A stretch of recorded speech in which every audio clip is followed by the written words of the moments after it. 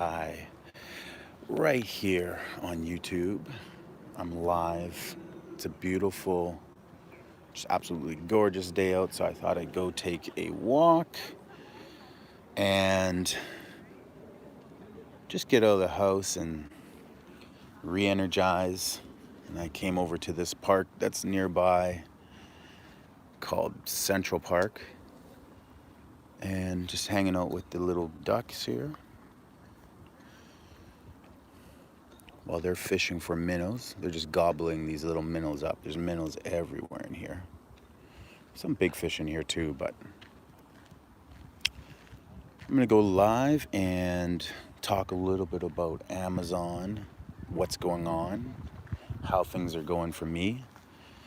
And if you guys are on here and I see people pop on here, I'll answer any of your guys' questions. We'll do a Q&A on selling on Amazon. Look at these two little duckies here, little babies. Ooh, those guys are young. They're just chilling. There's Mama. That's probably Mama right there. She's watching me. Don't want to go close to them. Leave them alone. A couple more here. Very cool. These ducks are not scared of humans at all. Got plenty of food in the water. Little minnows swimming everywhere. You know what? I'd be sitting along the shores too, dump in there, get some grub, some skip the dishes, some Grubhub. What's going on? If you're live, comment in the chat, say what's up, tell me where you're from, what's happening in your Amazon business. So not a ton for me. As far as Amazon right now, I'm just letting my inventory sell. I am paying for inventory and restock from my manufacturers in China. And I've added a couple products, so I've worked on those listings. I'm dealing with one issue as far as sourcing inventory is concerned. I'm dealing with one issue just on a wire transfer. I did not know, and my manufacturer probably didn't know, that if you're transferring money, and I don't do transfers, I usually do PayPal, or I'll pay through maybe Alibaba, or but I don't do wire transfers, and I've never done, I don't think I've ever done a what is that place called, Western Union. But I didn't use Western Union. I went to my bank and did a wire transfer, some inventory, and sent it off. And 3 or 4 days later, my bank, check in with the factory to see how everything's going. Did they receive my payment? And they informed me that they rejected the payment. And I'm like, oh, this is why I don't like doing wire transfers, because I have no formal experience. I avoid things that I don't have experience in. So had to deal with that, and I'm still dealing with that. So when they reject the transfer, apparently it's supposed to come back to me along with the fees that it costs to pay for a transfer. So that's all supposed to come back to my bank. I checked with my bank. It has not yet come back to my bank. And bank says it usually takes up to 5 business days. So that literally will officially be tomorrow. I haven't checked my bank today to see if the transfer was up. What's going on, Evan, Halifax? What is happening? Let me know if you have any questions about selling on Amazon. Hit me up. Just telling a little bit of wire transfer story. And it's a good thing for me because I need the experience. I just don't do it. I'm sure I'm going to run into manufacturers where it'd be a better deal for me to do it. And even my wife is saying, Chris, it's so much cheaper. Like if you go to Western Union, and I do it all the time. I send money to Philippines, blah, blah, blah, blah, blah. I'm like, okay, it's interesting, something to know. I just haven't had to. And that's kind of the thing for me. But now that I have done it and I've run into complications, and now I'm trying to wait for, it's about 2,300 Canadian that is in the air somewhere. Who knows where it is? But that's what I'm waiting for to come back to me. So 5 business days kind of officially should be tomorrow, because I found out from them last Friday that the wire transfer got rejected. And the reason it got rejected is because you can't transfer, or at least they didn't accept a transfer from a personal account to a corporate account. And that's why it got rejected on there. And even my rep said she had never dealt with this before. And I trust them, but it's my first experience with them. So, you know, and I've done everything. I mean, the inventory's there. I've seen it. I've have all the photos and pictures and everything like that. So I don't really have any reason to trust them, other than now I got to deal with getting my money back here before I go ahead and pay for this inventory, you know, another way. So, or the same way, but you know, and just figure that out. So I'm going to call my bank today or check online, see if my money came through. If not, I'll wait till tomorrow. If not, then I think what I have to do is have my bank look into that wire transfer, see if it were deposited on that end or not, and then work with my bank to see what I can do to correct the situation, and obviously work with the factory to see what can be done to correct this situation. So it's a unique one, definitely a unique one. So I'm sitting with about $2,300 in my bank. Would love to have this inventory. I know this inventory is going to kill it. It's a new listing for me. And I mean, we'll talk about the inventory a little bit. I won't tell you what it is, but the inventory, the line is, you know, I kind of did the numbers that I'm going to, in peak season, sell about 10 a day, and in off season, sell 3 or 4 a day. But the inventory is so cheap that it costs me, all said and done, with all my custom packaging and everything, $2 a unit. And the inventory that the unit that I came up with, the item that I look at these cool little kois. Check this out. Check out those 2 kois right there. There's one there and there's one right behind it. Wild. They're just, I don't know if they're eating up all the little fish too, but I always hang around this little lake, this little pond, if you will. Not even a lake, it's a pond. And just like watching these little fish get gulped up by the ducks, and these big kois just get bigger every time they eat hundreds of these little minnows. Check that out. So there's a few of those in here. So anyway, back to the story. The inventory is a take on inventory that I already have. It's a hybrid. I've talked about hybrid in the past, where I take inventory that does well for me in retail arbitrage, and I source my own inventory, and I private label it, create the packaging, create the instructions, create the theme, the theory, the branding, everything, and I launch. And I do it all the time. It's my favorite way of doing private label. And this one, like I said, it's probably going to roughly do 10 on average a day in peak season, and on off season, you know, 4 maybe a day. But the profit margins cost me $2, fees are $6, and I'm going to sell it probably on average, because it's better than my current inventory, for about $30 a bundle.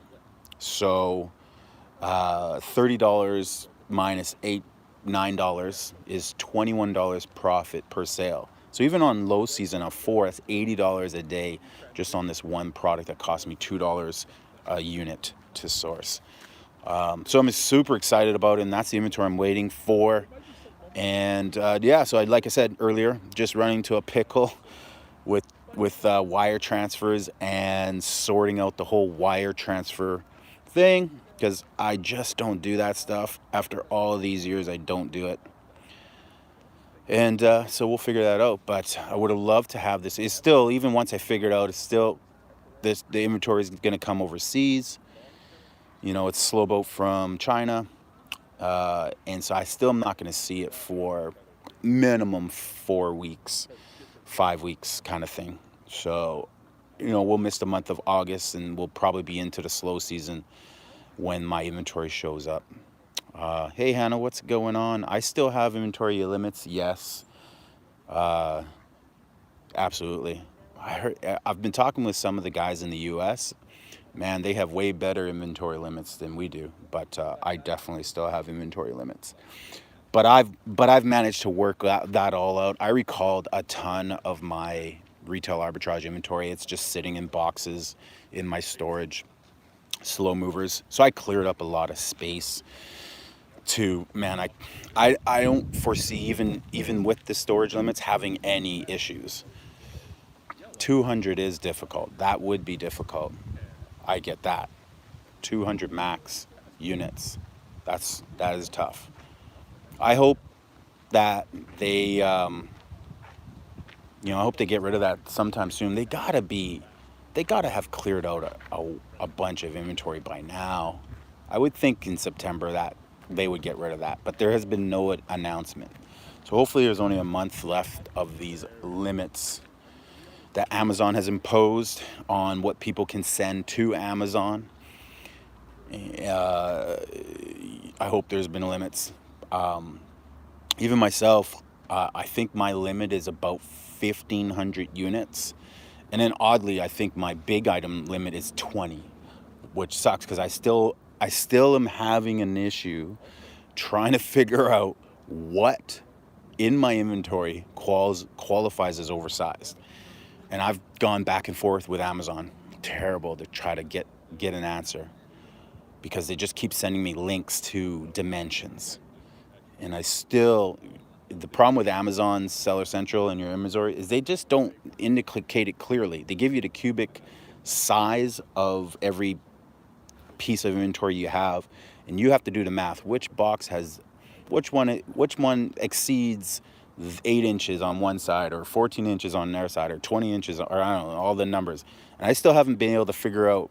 So I have about 40 really high quality large units just sitting around in my storage that I want to send to Amazon because I know they would sell quickly. But then I have 36 things that have just been lingering for like 4 months at Amazon that are not selling and barely move, and I can barely for the life of me figure out which ones they are, because if I could figure it out, I would recall it. And I've been trying to get Amazon to help. I've been trying to get Amazon to fix their display that market clearly that this inventory is oversized or standard size. I've been just hounding them every day, and I can't figure it out. So I've just kind of ignored it now and just sitting on that inventory until Amazon get their shit together. But I mean, sitting on $1,000 is definitely I would say probably $20 an item times 40, probably about $800 worth of inventory that is just oversized that I can't send in, that I would love to send in because it would be profitable, and I got it all for pretty decent price. Look at all these fish. Food is lunchtime. It literally is officially lunchtime. So yeah, that's my oversized story. Yeah, it sucks. The limits are still there. Hopefully they're getting around. There hasn't been any news. I haven't looked into news, but there hasn't been any bulletins on Seller Central if there's going to be any changes there. Yeah, so back to the profitability of private label products. There are scores of them out there. And so that's really where I've been putting a lot of my attention. I have not been sourcing inventory. I've not been doing a whole heck of a lot of retail arbitrage. Maybe I'll go out like one day every 2 weeks, and spend $600 to $1,000 and just buy really good quality inventory that is going to make me minimum of $10 a sale profit, and that is going to move fairly quickly. So I'm not really buying anything high rank unless I just know out of personal experience that it might be rare. So rank doesn't account for rare. So it just might be high rank because there's not a lot of it out there. And normally I can tell what is rare and what isn't rare. And I do buy that stuff because it's profitable and you can sell it for a ton. like, I mean, for example, like Transformer brand. But just buying retail arbitrage, I'm not doing anything. Literally, this is my day. I come to the park, I lie in bed. My wife got mad at me because I slept until 11 o'clock. She was pissed. So I just kind of went, took off, chill out. This is my life now. I do no longer do a 9 to 5. I have an extra 50 hours a week to do what I want, and I can't fill it. I'm having a hard time filling it. But I'm more effective with my private label, which has been a blessing because, you know, like any seller, you ebb and flow in this business. You do different things, and you have to be good at self-motivation, and you have to be good at creating your own routines and really creating your own 9 to 5. But now really with an official no 9 to 5 and the gain of an extra 100 hours every couple weeks, 200 hours a month back. Look at this massive fish. Look how big this thing is. Damn. This thing is just marching along. Let's see him eat something. He's sucking on the ground. Oh, spit it out. It was like a minnow that he spit out. Doesn't want to eat minnows? What does he eat? Smash the like button for this guy. A little beat up. Pretty wild, eh?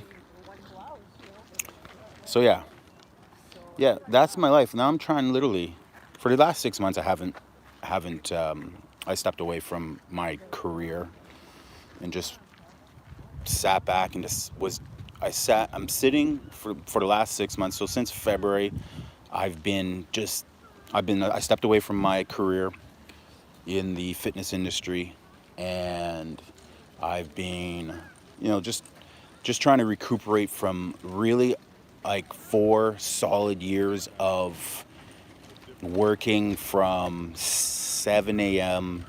till maybe like not even 7, let's not say it's that early, but 8 a.m., 8 or 9 a.m. to no word of a lie, midnight for 4 years, at least 4 to 5 times a week where I would go that long. And especially when I was building my program and my course and all that type of stuff, I just put it in. I put in a lot of work.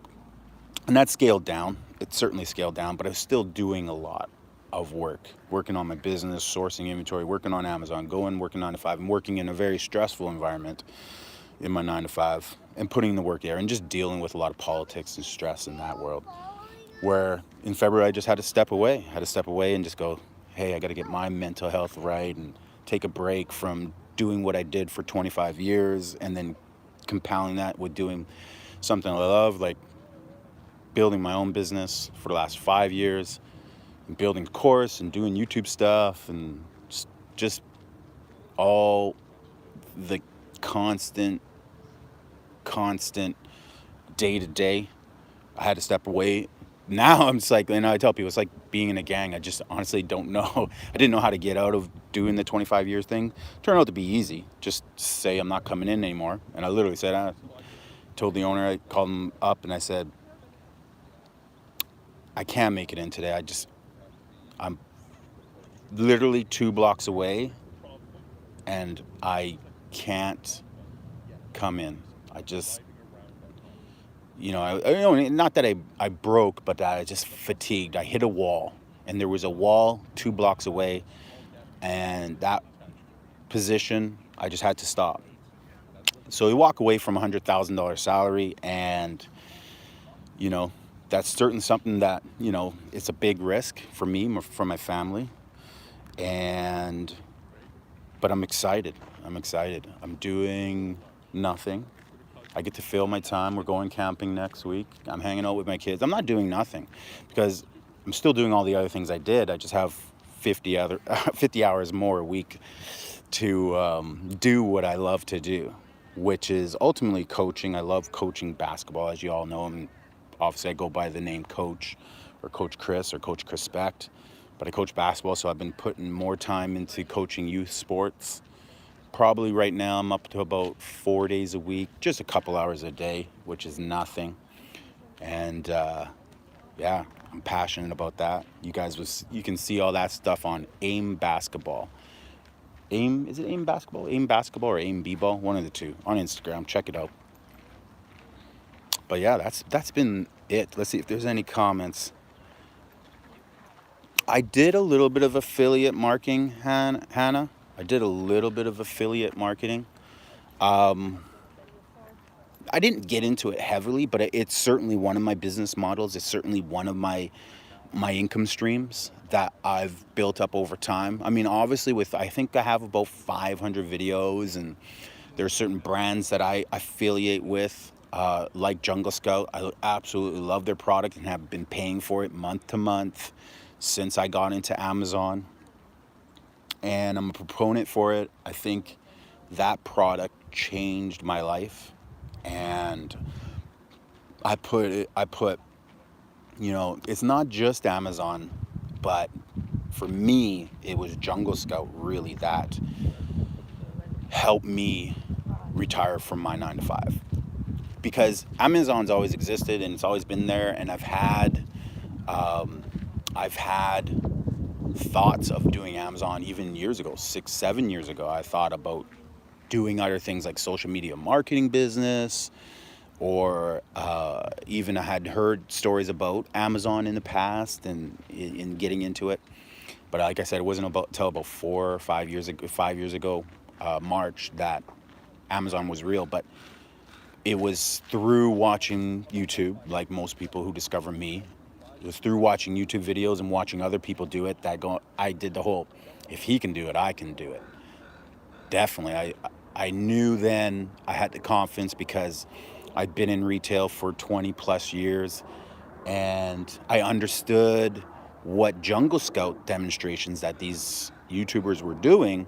I understood everything they were showing. I understood what products and value and ROI. I understood product research and sourcing, inventory and inventory management. I understood all that stuff. I understood all of that stuff. So I'm like, I know all this. Why don't I just try one product? Let's see.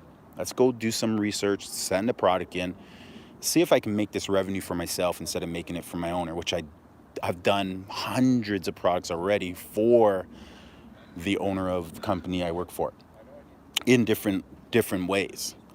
So that's how I stepped out, and it was really off Jungle Scout demonstrations. So immediately I invested in both feet in, went and bought a laptop, invested in Jungle Scout's Chrome extension and the full online web-based software.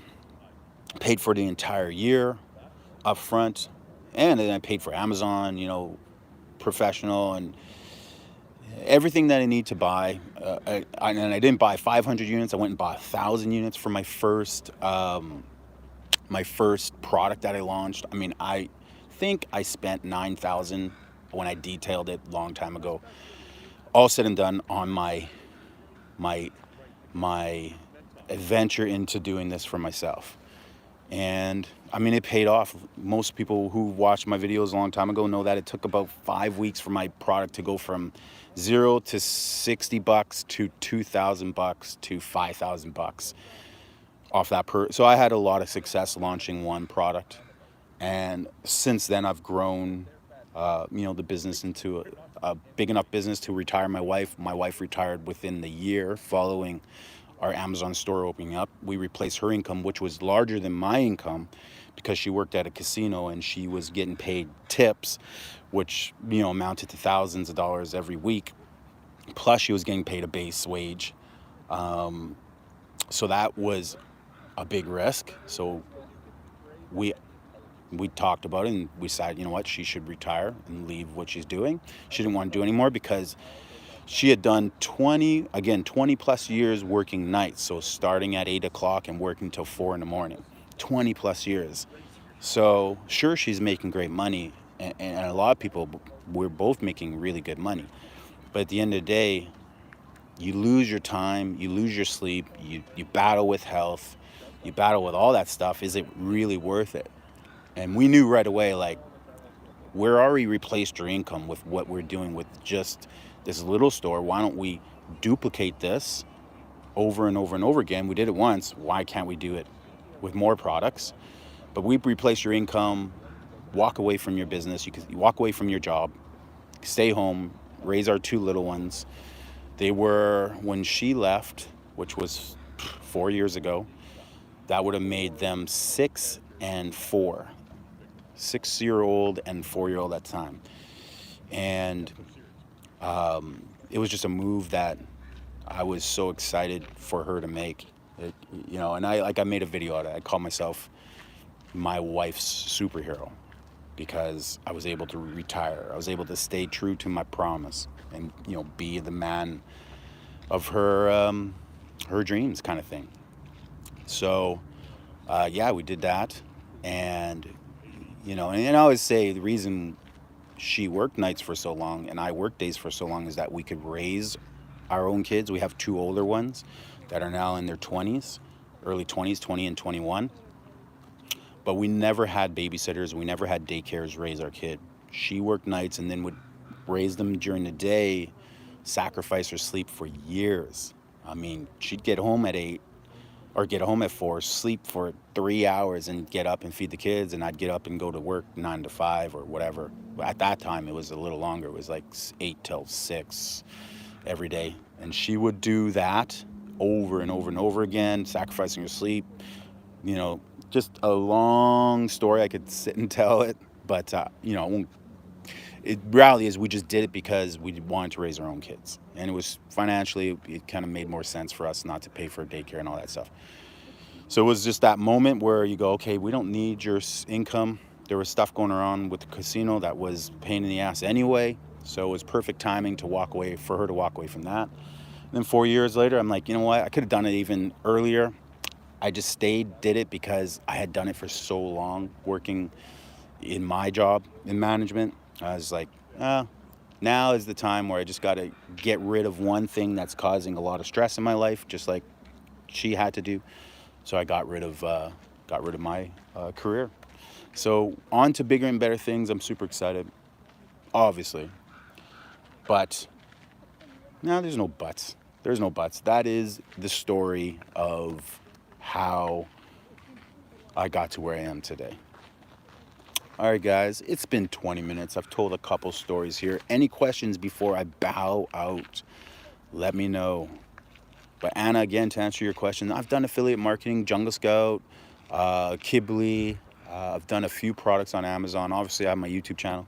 I haven't really dove into it, but I do, since I've created those videos, a series of videos for those products, demonstrating the products and stuff like that, and I tie my affiliate links to them. If people end up watching those videos and they're like, man, let's support this guy, and they click my affiliate link, they are ultimately supporting me, but I ultimately get paid from those products. So and it's nice. Every so often I get a check. I get a check from Jungle Scout every so often in US bucks.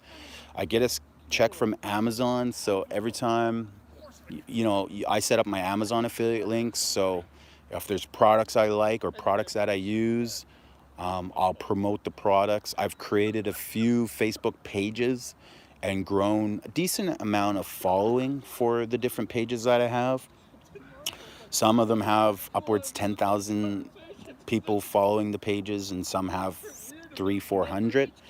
But every so often I'll promote a product on there. The biggest one I ever did was promote an exercise bike on one of my brand pages I created. So Facebook, I use Facebook a lot for affiliate marketing when I do it, which is I'll get the motivation to do it maybe hard, and by hard I mean a week.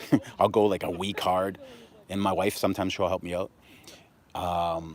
And I'll create a couple pages based on some brands that I like, that are popular out there. And then I'll just let it grow. And I'll create some, Facebook pages. I'll go on these the actual brands. I'll go on to their Instagram pages and screenshot photos and add them to the Facebook page. One brand that I created for was a brand for an exercise bike called Kaiser Fitness. and I just kind of monitor and run the page, and just every so often add content to the page. So, you know, whether it's photos of products or product placement, and then every so often I'll post products that that customer would buy. I'll find them on Amazon, whether it's certain things for the bike, like accessories. And then the biggest thing I sold was, these bikes sell for $3,000, and Amazon has them on their site, and I've posted affiliate links for the bikes on the page, and actually sold 2 of those bikes on the page, getting back like $300 commissions, because I think Amazon pays 10% for that particular price range. So the bike sold for $3,000, and I got a $300 check in the mail. So it was 2 different $300 checks in the mail for that bike. I treat it as a hobby more than anything, just something to do, another income stream more than anything. You know, it's not something. I see some Amazon pages that are just every day there's 20, 30 Amazon products out there that they're full on affiliate marketing operations. But that's not me. I've started a couple pages like that, but like I said, I'll go hard for a week, and then I'm like, how do you keep up with this? I think you have to do VRs, or why am I saying VRs? VAs, virtual assistants. You have to hire a team to do that. I'm sure there's a course out there on that, but probably something I should do with all this newfound time I have. What am I gonna do? Like, what do? I don't even have a clue what to do every day. It's kind of a great life to live. I should take up golf or something like that. I should do more videos. You guys agree? Smash that like button if I should go live more often. You guys got any questions? Like I said before, I said I would dip out 10 minutes ago. Let me know if you guys have any questions. Evan says it is absolutely necessary to incorporate before doing private label. It is not necessary to incorporate before you do private label. You can start up, Evan, you can start up your private label store tomorrow. You can just go and sign up as a professional seller. I mean, you don't need to be a pro seller. You can sign up as a regular seller. It doesn't matter. But I don't recommend. I only work with people who just have a free account. I only work with people who have a pro account, because it shows some sort of seriousness on their part. But you can sign up for a pro account, and you're good to go, Evan. You can start sourcing inventory from China, buy the inventory, buy it through your personal account, pay for the inventory. You can private label, create any kind of brand name you want, cool or uncool, doesn't matter what name you choose. Create a listing is like creating a listing on Craigslist or creating a listing on Facebook. Just add some photos. The better quality the listing, the more you're going to sell products every day. So definitely learn how to create a good listing. But no, you don't need to incorporate. It is recommended that by Amazon that should you reach, I think the number is $10,000 in sales a month. If you reach $10,000 in sales a month, then you must, I don't think you have to incorporate, but then you must get insurance. You must get business insurance. Look into that. It's been a while since I've talked about that, but look into that. But I mean, in my course, in my program, when I'm coaching people, I'm a proponent of legitimizing your business. So start off, you start off, get going, get your products launched, get it scaled up, see if it sticks, see if it actually does well, like mine did. I mean, when I launched my first product, I didn't incorporate, I didn't get an LLC, I didn't get a sole proprietorship. I just launched under my name. And it wasn't for months later that I did all that stuff. I was doing really well. I mean, we had gone to Vegas. We had done trips with the money I was making before. I was like, okay, let's legitimize this thing, right? So, but just legitimizing your business is getting a separate bank account so that your money goes into that bank account. Separate your business from you so that you're safe from litigation, safer from litigation. You don't need to incorporate your account.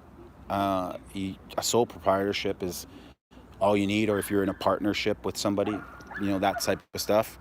But that's it, dude. Good question. Good question. Black Stack, what is up, brother? Pro account needs liability insurance. It does, and there's a timeline on that, and there's a volume.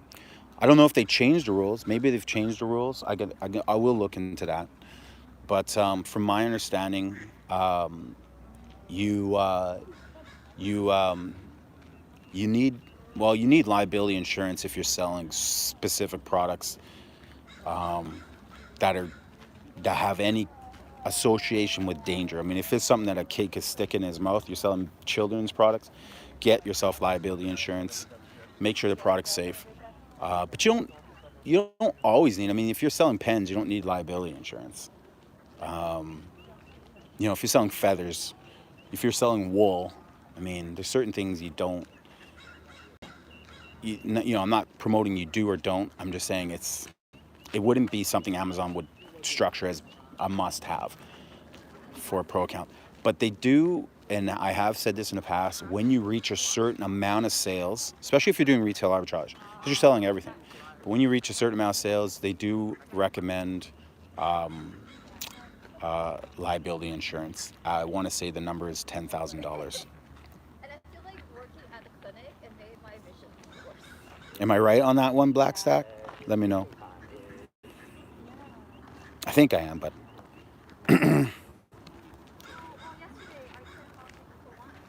Evan, you have a pro account, but it's like $500 in your profit rate.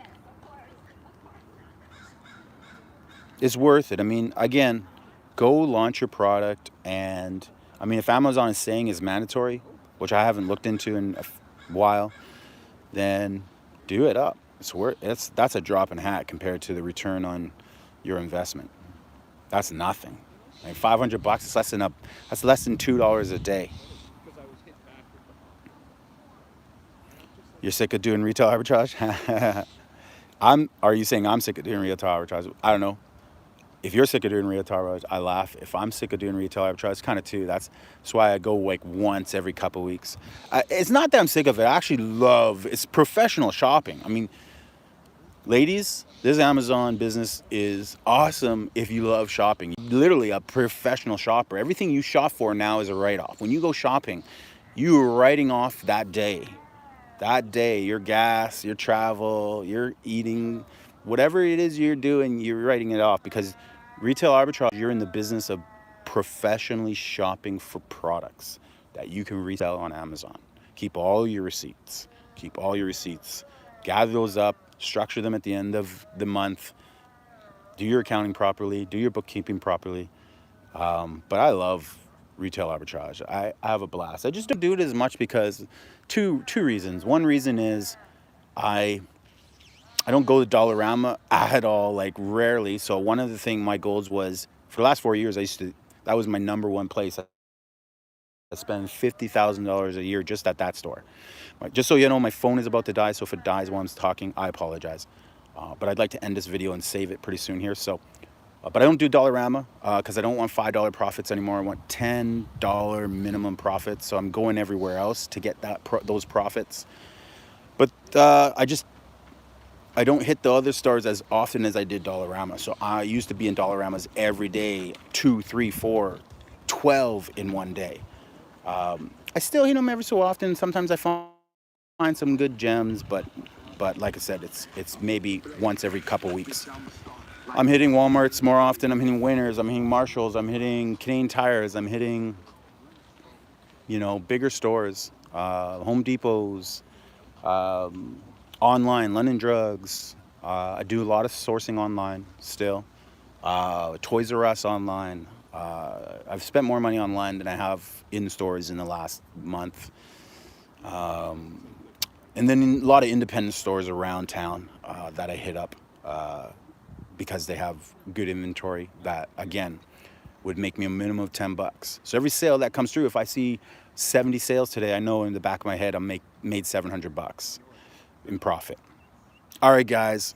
Blackstack has one more. Pro merchants who resell on Amazon must provide proof of commercial general liability insurance. This insurance obtained merchant's expense shall cover up to $1 million.